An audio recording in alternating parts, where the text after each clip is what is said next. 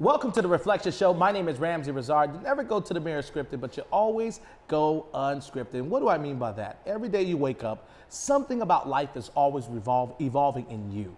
You're always changing. You're always trying to find ways to see how could you be better. And that's what I love about this incredible platform, that it gets a chance to allow you to sit and truly reflect on the stories that I bring to you right there in your living room. And today I have a Howard alumni. I have a writer, a producer, a director. He is just a unique creative right here in Atlanta, Georgia. The one and only Edford Banuel! What's going on? Thank you, my brother, for What's up, having me. Edford? Absolutely, thank you. How you doing, man? I feel great. I have to give a shout out to HU, you know.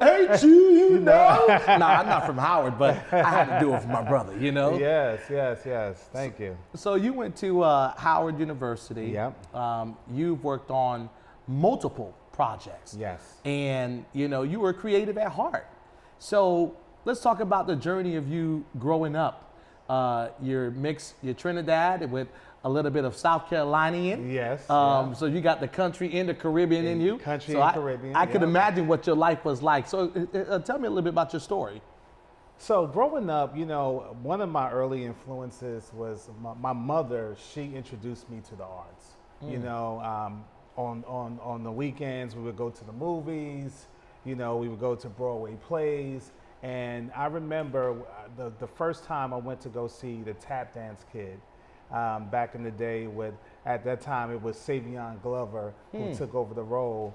And I said, wow, I was just fascinated by, you know, just being able to mix hip hop with dance and art and culture. And I said to myself, and then even like watching like earlier movies by some of the great filmmakers such as, you know, Spike Lee and John Singleton, I was just captivated by seeing images of black folks and wanted to be able to, you know, translate it to the big screen. That's amazing. So that was a moment that sparked your level of creativity as a writer and a producer, as a filmmaker. Yes. So now that you have taken on this journey and you went to Howard and now you're in the industry, like what do you do for yourself for self-care? You know, honestly, I, you know, meditate.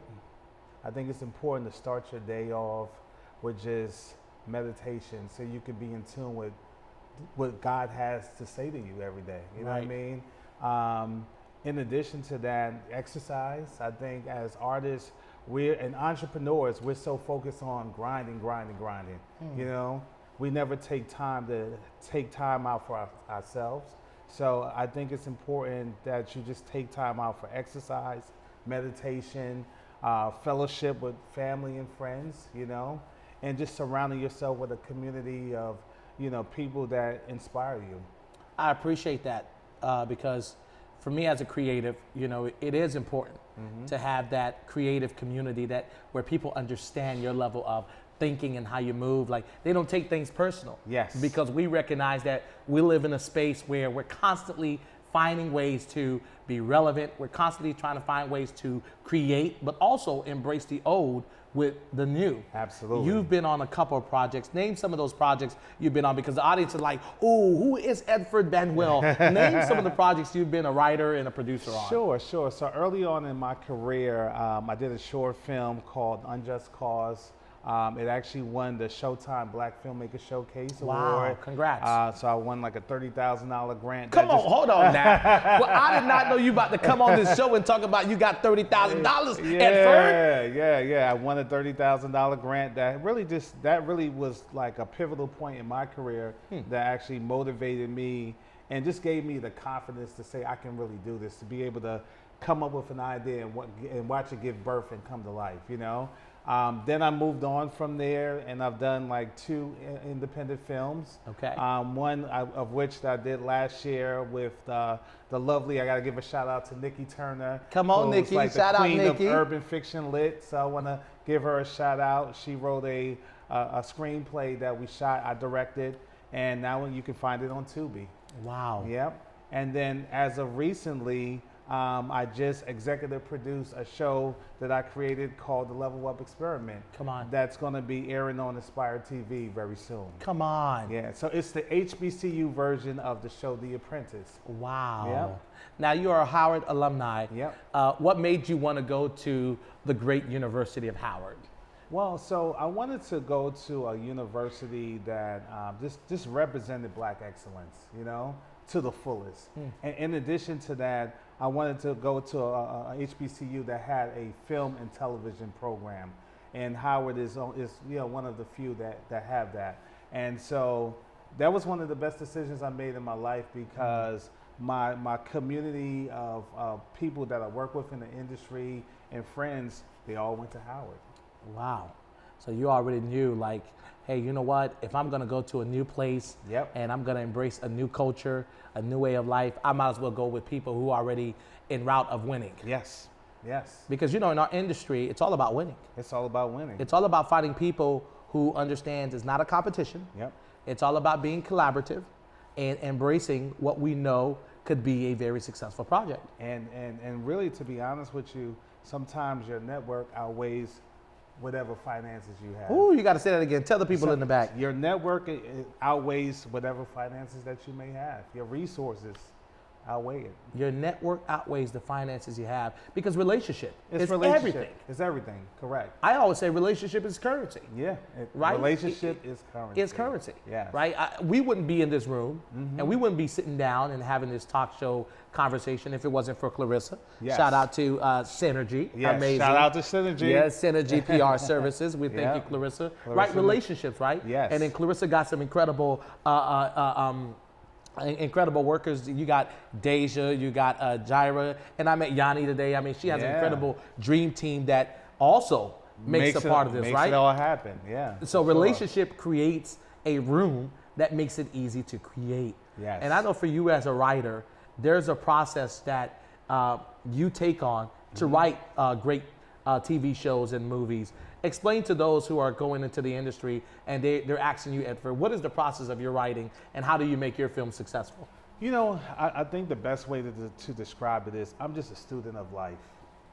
You know, one thing I realize is, like, when you wake up every day, life presents all the information you need, from the people, the conversations you have with friends and family, to the conversations that's being had at a cafe across the room from you, to just situations that happen to you on a day-to-day basis.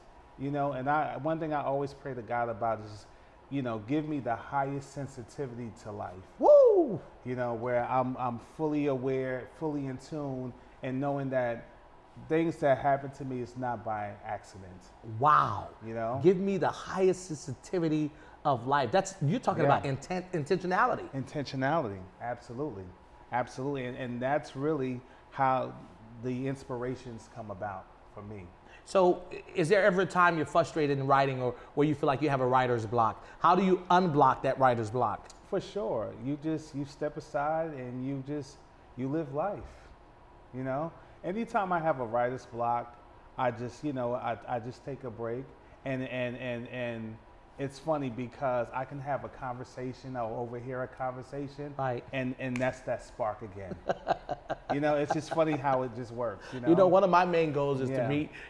My goal is always every day is to meet a stranger. Yeah. A lot of my friends would tell you Ramsey knows the whole world, because for me, I've always been a big believer that in order to change a community, or in order to change the world, you learn someone by their name. Yes. Right? Because everybody's name has a story. Everybody's name has something attached to it that's greater than you. Yes. Because we as humans are meant to serve. We're meant to give the best of what we have. That's why we're all given a different gift. That's true. Absolutely. Absolutely. 200%. So let's talk about just who you are as Edford Banuel. When it's time to believe in yourself, when it's time to motivate yourself, what do you do in the process to lead yourself in that direction? You know, one thing I do is, you know, I have a son. How old is he? He's 22 years old. 22. Yeah, or 22 years young, rather. Edford, you look like you 25. I know, brother. right? Exactly. I know. But yeah, man, good genes. Wow, that's that Trinity genes. That's that Trinity genes. Exactly. But yeah, he's 22, and one thing I have to remind myself is, I'm always on stage. He's always watching me. You know what I mean? And so it's important to me to constantly be that example and have him be hand in hand with me as I work in the industry, giving him play by play, and really just giving him what my father was not able to give me. Wow. You know what I mean? Yeah. Letting him know what my innermost thoughts are, how am I handling, conducting business, so he can, as he goes on his journey of life, he can implement those gems. Now, you stated that as if your father was not in your life. What was your father and son what was that father and son relationship like? We had a distant relationship, but as an adult, you understand. You have a new perspective, as you grow up, and you understand how the journeys of life can, give you setbacks. But you have to have the will, the determination to overcome that, and the faith in God. Do you feel like if your father was in your life, your journey would have been different? You think you would have been a writer, a producer? Do you think you would have been involved in film? Sure. I think I'm where I need to be right now. I think everything happened the way it was supposed to happen. I love the fact that you said that, because most people are blaming a parent who's not in their life. True. Right? Because it's so easy to cast a burden onto another situation. Yes. Rather than owning, right? Rather than owning the problem that we're dealing with, and we have the power to make a decision to get out of it. Absolutely. So most people struggle in that area, but for you, you stated you right where you need to be. I'm right where I need to be. And you said it with some power, brother. It's the truth, Yeah. That's incredible. Now, are you in the dating phase? What is that like for you? Because I know in the film world, them hours are crazy. Man, I tell you, I think that, I'm a single guy, and I think the hardest part is, being able to find that balance and having someone that understands, you might have a late night call at 10 o'clock at night, right? Because you're talking to someone that's in the West Coast, you know what I mean? It's a constant thing, but I think for me, with dating, you just have to be deliberate, and you have to make a choice, just like with anything else in life, Are you in pursuit of finding someone who reflects the heart of your mother? I would say yes, in terms of care from that aspect, but I think more than anything, lifestyle compatibility. Finding someone that possesses, the synergy that's an entrepreneur in a sense, or even, it doesn't have to be an entrepreneur, but understand that, when you involve, sometimes you are buying into the purpose and the mission of the man, Yeah. Now, your mother sounds like she plays a big role. Big time. In your life. What is that queen like to you? My mom is, she is selfless. She has a heart of gold, and she's very encouraging. I'm gonna tell you, it's so funny. My mom called me every morning at 7 o'clock each morning. How'd she say your name when she called? My middle name is Marcus, so she'll call me Marcus. That's not like what you've been calling from Tyler Perry movie. Yeah. But she'll call me every morning, and she might say the same thing over and over again, but I know it's in love. I'm like, Ma, you're repeating. But it's all love, though. Your mother has been through a lot in life. Yeah, and, absolutely. What are some things that you take from her life that you use to write in your movies to bring a clear message to the screen? One of the things I really respect about my mom is, being a single mom, raising 2 children, her strength, her perseverance, her ability to multitask and manage and still be, a positive, strong figure, despite whatever obstacles we may have faced growing up in Jersey City, New Jersey. But, one of the things I really recommend, I really admire about her is, she always put God first and made sure that God was always a staple in our household. Even if some days she didn't go to church, she made sure we got dressed and went to Sunday school. Right. You know, so so I, you know, that was one of the things. When I look back as a child, I laugh at it now. Like Saturday night, we had to make sure that our clothes were Wow. out and pressed and ironed. We went to bed at a certain time, and no matter what, we always went to Sunday school. But think about that. Our parents was teaching us a way of living, Yes. right? Preparation. Yes. Think about it on set. In order to have a great set, it's not just a team. It's how you prepare for your team before they even come, Correct. right? It's like what make great parents. Parents are preparing assets, right? Not liabilities for their children before they come, right? So it's Yeah. almost like your mother taught you the abilities of what make you great as a writer and a producer. How does that make you feel, man? It makes me feel amazing. You know what I mean? Because, you know, you don't realize as a child, those little things you may look at as, that's annoying, you know, but you realize later in life that those were skills that were transferable as an adult. Wow. To make you successful, you know, even down to making up your bed every morning. Come on, that's real. That's what it is. That's yeah. real.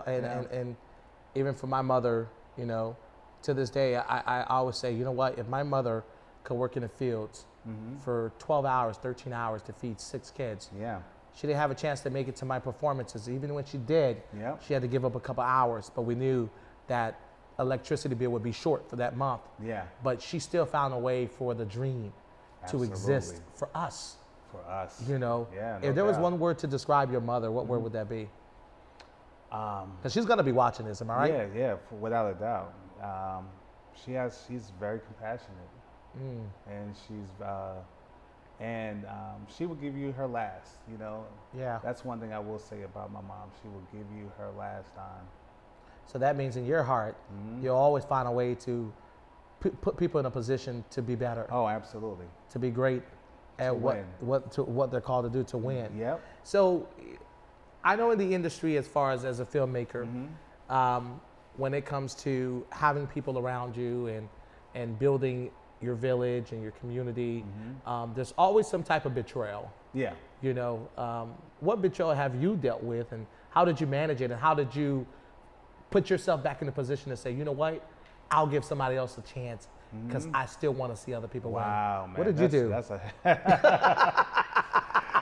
that may be behind the scenes. That's you know, I'm gonna tell you one thing I realized I had to learn was to meet people where they are. Meet people where they are, and trust my instincts. You know, I tend to give individuals the benefit of the doubt and stay in the situations that I should have pivoted a little bit sooner. Right. But in that process, I've learned and grown, and I realized I had to go through that experience in order to make wiser decisions moving forward. Because nobody is exempt from the process. No one is exempt from the process. Everybody has to figure out their own way of thinking and Yeah. moving and decision making Absolutely. in the process. Yep. You know, if you put somebody on a helicopter and you fly him to the top of the mountain, Yep. he's going to have a difficult time at the peak because his lungs weren't developed in the process of walking. Absolutely. You know, breathing is different, right? So he Yeah. would be the one suffocating rather than those who actually took the route in the process of reaching the mountaintop. Absolutely. And you have to go to those tough patches in life, man. You know, that's the only way you grow, you become better.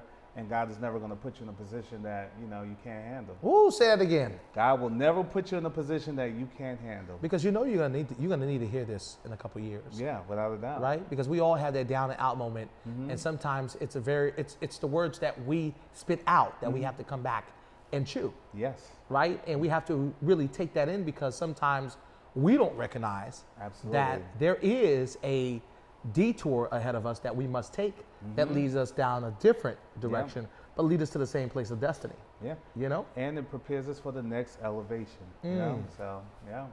So now you're successful in your own manner. Yes. You're successful in your own way of thinking. Yep. You're successful in your own way of being. How does that make you feel when you walk into your place and you know that you're actually doing what you're called to do?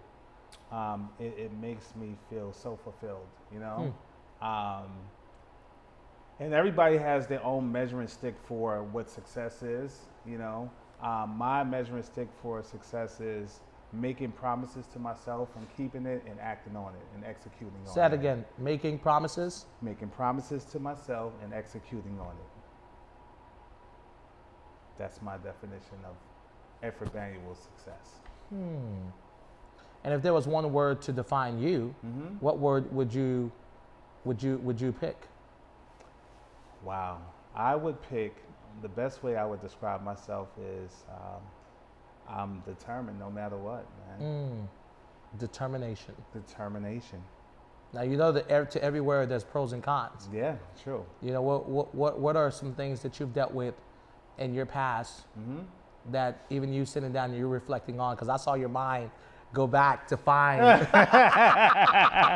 Exactly. It's almost like it was a tumbleweed. Yeah. You went back to that one place where you chose to marry that word determined. Yeah. What space were you in right there? You know, I think the hardest part of any entrepreneur that's, you know, starting a new business venture or you know, finding that balance of pursuing your passion and having to manage your day-to-day life. You know what I mean? And giving yourself forgiveness and giving yourself grace. You know, when you have to work, you have to do the things you have to do to provide a living, a lifestyle while you're pursuing your passions. That's true, man. Oftentimes, entrepreneurs or creatives, they don't give themselves grace because we're hard on ourselves, right? We want to achieve what we see. One thing I've learned, though, is the power of archive, right? Not every vision God gives you is for that season, right? It's just like when you plant an apple seed, a mango seed, a watermelon seed, they all don't grow in the same season. And you have to be okay with understanding that you need to learn how to pivot. You have to pivot, right? Absolutely.